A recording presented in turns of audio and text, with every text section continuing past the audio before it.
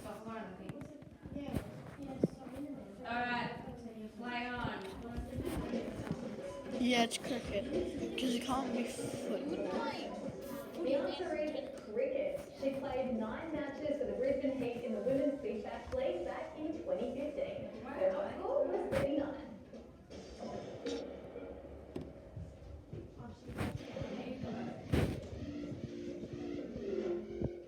France has won the Fed Cup after beating Australia in the final on the weekend.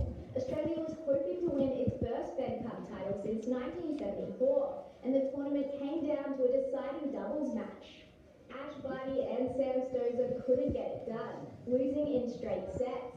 It's France's first Fed Cup win in 16 years. 3 years ago, we failed on the last step of the tie, and today we just wanted to take this little revenge for ourselves. Barty also lost her singles match earlier in the day, ending her 15-match winning streak in the comp, and she took the loss pretty hard. It's been a huge week in Aussie soccer with the signing of a new equal pay deal for the Matildas, a world first.